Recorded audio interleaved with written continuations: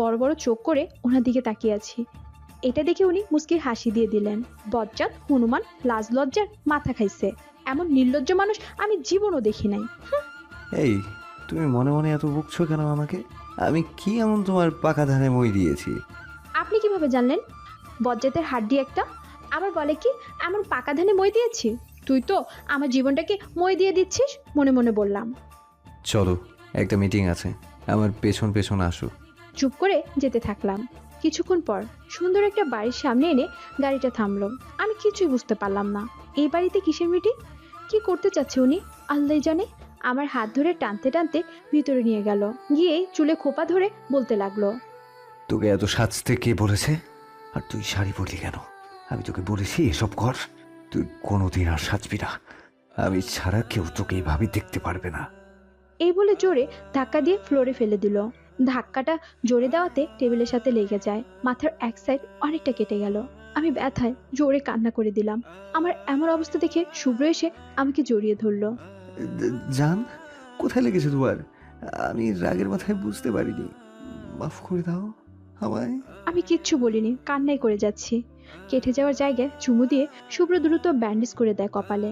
শুভ্র আমাকে কোলে তুলে নেয়, গাড়িতে নিয়ে বসিয়ে দেয়। গাড়ি চলতে থাকে আপন গতিতে।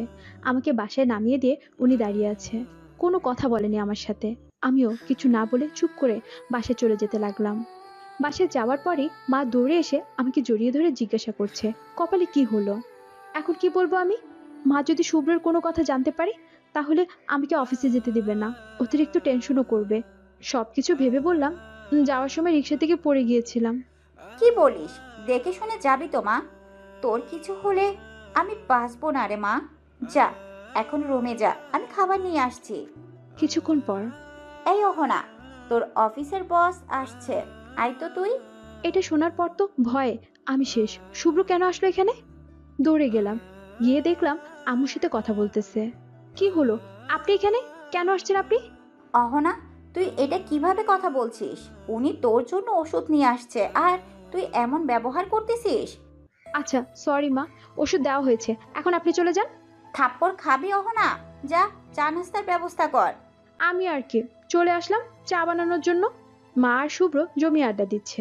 বেশ কিছুক্ষণ পর তাহলে আজ আসি আন্টি, অন্যদিন আবার আসবো। আচ্ছা বাবা, এসো কিন্তু। তোমার সাথে কথা বলে ভালো লাগলো। এদিকে আমি দর্শক হয়ে ওনাদের কাহিনী দেখছি। চলে যাবেন কেন, থেকে আমার মাথাটা খেয়ে যান।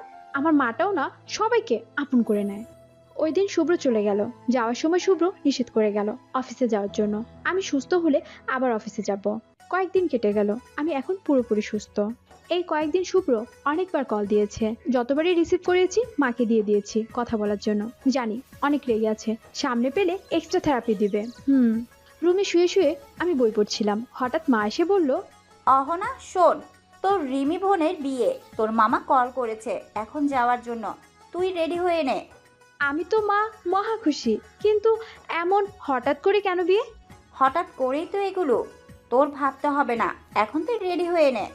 নেভি ব্লু কালারের একটা শাড়ি পরেছি, হালকা মেকআপ, ঠোঁটে গাঢ় করে লাল লিপস্টিক দেওয়া। আমাকে সুন্দরী লাগছে। এত সাজলাম যে শুভ্র হনুমানটা নিষেধ করেছে সাজার জন্য। নিষেধ করুক উনি, উনি কি আর এ বিয়েতে আসবে নাকি? খুশিতে নাচতে নাচতে গেলাম নানুর বাসায়। সবার সাথে কথা বললাম, একটা ছেলের সাথে ভালোই ভাব জমলো। আমি বেশি কথা বলতে চাইনি, ছেলেটা এসে কথা বলছিল, আমিও হেসে হেসে উত্তর দিচ্ছিলাম। হঠাৎ করে সামনে শুভ্রকে দেখতে পেলাম। আমার দিকে এমন লুক নিয়ে তাকিয়ে আছে, মনে হচ্ছে এক্ষুনি খেয়ে ফেলবে। আজকে আমি শেষ, আল্লাহ তুমি বাঁচাও, এই বলে এক দৌড় আম্মুর কাছে। কিন্তু তাও আর রক্ষে নেই আজকে। আম্মুকে খুঁজে পাইতেছি না, এত মানুষের ভিড়ে কোথায় যে গেল। এদিকে ভয়ে আমার প্রাণ পাখি উড়ে যাওয়ার অবস্থা। পিছনে তাকিয়ে দেখি ইভান।